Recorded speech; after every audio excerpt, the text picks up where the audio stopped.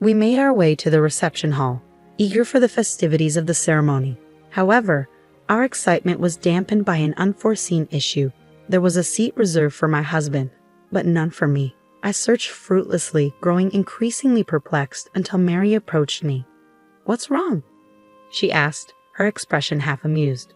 "Mary, you've arrived at just the right moment. There's no seat for me somehow," I replied, frustration evident in my voice. Mary's smile widened slightly as she responded, "Somehow? There was never a seat for you in the first place, huh?" I couldn't believe what I was hearing. "What do you mean?" "My name is Sharon, a 34-year-old housewife.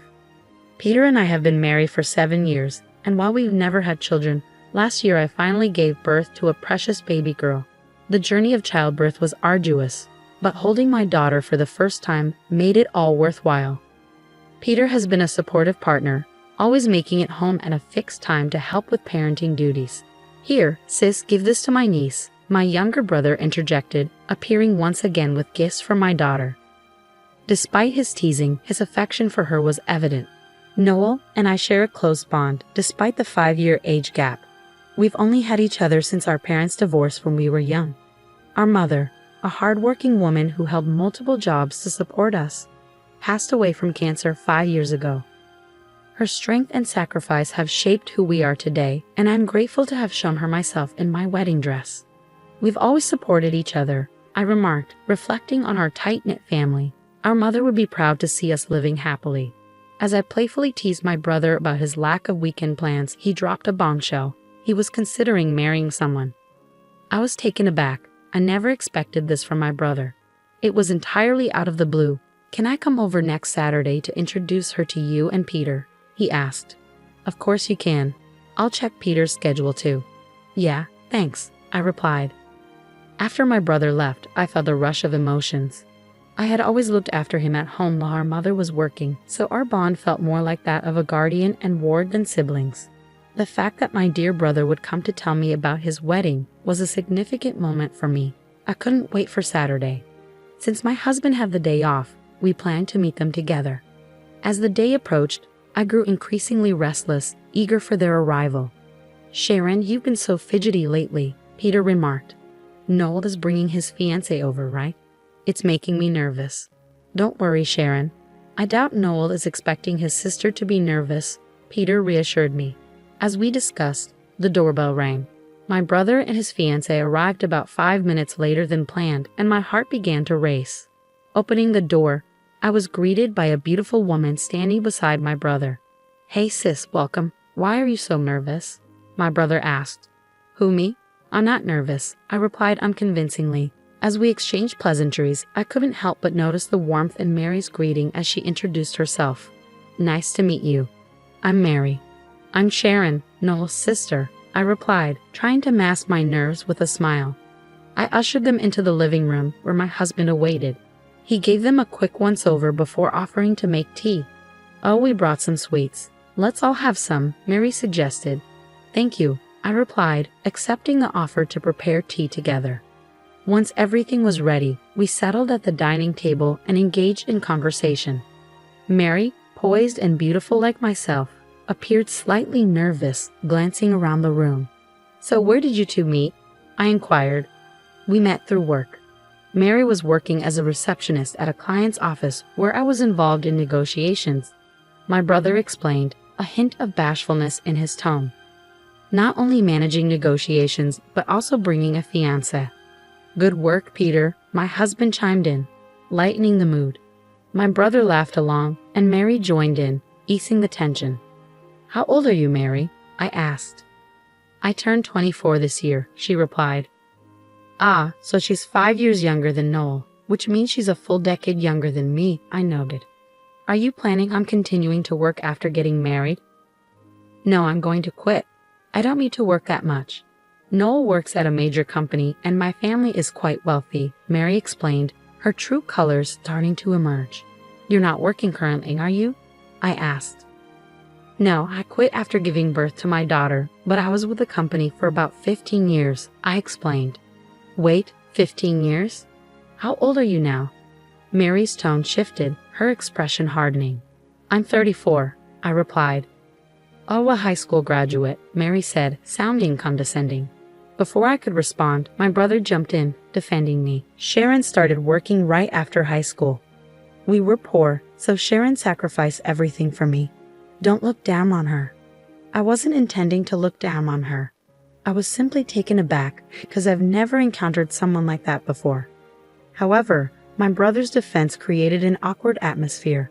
I swiftly tried to diffuse the tension by acknowledging that it must be unusual for Mary. Mary chimed in, saying, "Yes, exactly. I didn't mean it in a bad way. I was just surprised." Noel seemed to accept this and replied, "Oh, okay, as long as that's the case." To change the subject, I asked Mary about her father's profession. "My dad is the editor-in-chief of a publishing company called Double X," Mary proudly stated. I couldn't help but notice something, but I decided not to bring it up to avoid another awkward reaction from Mary. Instead, I chose to let it pass for now. Mary appeared to take great pride in her father's success, and she boasted about it with a gleam in her eye. It almost seemed as if her happiness bordered on smugness, and I couldn't shake the feeling that her nose had grown a few inches longer since she first arrived at our house. And with that, the meeting to announce my brother's engagement came to a close. After bidding farewell to Noel and Mary, I collapsed onto the sofa, feeling utterly drained. "I'm exhausted," I sighed. "You did well. I'll make some coffee," my husband offered, gently cradling our daughter in his arms. "Thank you. But I wonder if Noel's going to be okay," I mused, watching as my husband carefully laid our daughter in her crib. "Huh? Because Mary seems difficult, and she was mocking you?" he asked, concern evident in his voice. "I hope they're okay," I replied, a sense of worry creeping into my thoughts. "Well, Noel did quickly point that out, so maybe that part will be okay," although I expressed my concern, acknowledging that Noel and Mary had grown up in vastly different environments, likely leading to differing values. Despite Noel's success, their diverse backgrounds could potentially lead to misunderstandings. However, I recognized that it was ultimately Noel's life, and he was the one tasked with making decisions. As his sister, all I could do was offer my support and watch over him. Several months later, Noel and Mary unexpectedly visited our house. "What brings you here all of a sudden?" I asked, curious. "We wanted to give this to you today," Noel said, handing over an invitation to their wedding. "Wow, you're finally holding the ceremony. We really want you to come." "Of course I'll be there. It's my dear brother's big day after all," I replied, excitement bubbling within me. But before I could fully relish the moment, Mary interjected, casting doubt on my attendance. "But you don't have any relatives to rely on, and you can't bring your baby to the wedding, can you?" Her concern was evident, but her tone hinted at something more, almost questioning if I would truly attend. "Don't worry about it. We'll leave her with my mother-in-law," I reassured her. Mary's disappointment was palpable as she murmured, "Is that so?" "What's up, Mary? You seem down," Noel observed, sensing the shift in her demeanor. "I'm just tired," Mary replied with a forced laugh. "Yeah, it's been a rush trying to get everything done because our schedules didn't match." To alleviate their burden, I suggested, "Why don't you head home and rest? Thanks for the invitation." To be honest, I hesitated to spend more time with Mary, who clearly harbored dislike towards me. However, she was the woman Noel chose, so I bit back my objections about their marriage. On the day of the wedding, my husband and I arrived at the venue.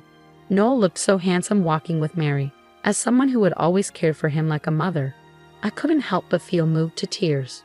"Mom, look at how grown Noel is," I whispered in my heart, knowing our late mother must be watching from heaven, likely emotional witnessing the ceremony. Filled with anticipation from the ceremony, we proceeded to the reception hall. Yet an unexpected problem arose. There was no seat for me. Despite my repeated searches, I couldn't find one. I had to approach the venue staff for assistance. Even after their check, they confirmed there was no seat reserved for me. "Isn't it strange that the groom's sister's husband has a seat, but the groom's sister doesn't?" my husband inquired. The staff presented the seating chart provided by Mary and Noel. Just then, Mary approached us. "What's going on?" she asked. "Good timing, Mary. There seems to be a mistake, and I don't have a seat," I explained. Mary laughed dismissively. "A mistake? There's no way. We didn't prepare a seat for you from the start." I couldn't believe what I was hearing. "What do you mean?" I asked, my voice shaking with disbelief. Mary's expression twisted into something sinister. When Noel is with you, he doesn't care about me, and he's spending all his money on his niece, Mary accused. He buys things for our daughter, but they aren't expensive, and occasionally, that's not the point. Anyway, my happiness is diminished by you. Please leave. With that, Mary glared at me with disdain. I was taken aback by her hostility. How could someone act so horribly based on misunderstandings? I hated the fact that my dear brother was marrying a woman like this. Suddenly, a man rushed towards us, exclaiming, Hey, Mary, what are you doing?" "Huh? Dad, why are you so panicked?" Mary responded. It was Mary's father, who also had connections with me. "You didn't say something rude to this lady, did you?" he demanded. "She's the annoying old hag interfering with my happy marriage," Mary retorted. "What? Apologize right now," her father commanded. Frustrated with their argument, I turned to Mary's father and bluntly stated my intentions. "Editor-in-Chief, I want to conclude my column with this week's issue. I deeply apologize. She was disrespectful." "We'll do anything. Please don't quit," he pleaded, realizing the gravity of the situation. Seeing her father apologize profusely, Mary was left in shock. Despite this incident, I found solace in my recent popularity. After successfully losing weight, I had been writing about beauty and self-care on social media. My posts about post-maternity self-care had garnered attention, making me quite popular. I earned a decent income by writing articles for a magazine where he served as the chief editor. Thankfully, my continuous contributions had significantly boosted the magazine's sales. Little did I know that Sharon's younger brother was my daughter's fiancé. "Oh, you didn't come to the family gathering, did you? You said there was no need for just a sister." "I deeply apologize if I had known it was you, Sharon," Mary's father stammered, visibly embarrassed. "Your words only serve to emphasize your poor character," I retorted, silencing him with my firm response. Mary's father could only stand there, speechless. "Anyway, I'd like to formally discuss my column with your company later." "Goodbye," I declared, swiftly leaving the venue. My husband followed suit, insisting that if I wasn't attending, neither was he. Suddenly, my brother Noel rushed over, questioning why we were leaving. I explained everything to him, and his expression turned incredulous. "What? That can't be. When I was at home, I saw a seating chart with Mary and your names on it," Noel recounted. Realizing that Mary had shown a fake seating chart to Noel, his face flushed with anger. He stormed into the reception hall and called off the engagement, stating his reasons. "I can't marry a person who treats my sister so poorly," Noel declared, his voice firm and resolute. It became evident that he wasn't the one spending extravagantly on gifts for his niece. It was Mary who had a penchant for extravagant purchases. This, combined with the lavishness of their wedding, strained their finances. Being unjustly blamed for the financial strain caused by Mary's spending habits was anything but pleasant for Noel. He realized that Mary was at fault for their predicament. Noel explained to the attendees that the event would now be a simple dinner, and then he left. Later, issues regarding the wedding costs arose, but I cooperated with Noel to resolve them. Despite ending up at a disadvantage due to the breakup, it was clear that it was originally Mary's fault. Using my influence, I made a deal with Mary's father. If he agreed to cover all the costs, I would continue my contract. Mary's father agreed, albeit reluctantly, and this allowed Noel to break up with Mary without any repercussions. However, I did report the incident to the publisher. As a result, Mary's father was transferred to a different department, losing his position as the editor-in-chief. Mary was disowned by her father, who blamed her for the entire debacle, and she was forced out of the house. Despite having no access to money, she couldn't shake off her spending habits. It was a consequence of her own actions. Noel assured me, "Next time, I'll find someone who values you as my sister." I replied, "Just find someone who doesn't mistreat others." Mary's abnormal behavior was evident, and I felt relieved that the problem was resolved safely. I hoped Noel would find happiness with someone who truly appreciated him. As I wished for Noel's happiness, I resolved to continue working hard for my husband and daughter at home.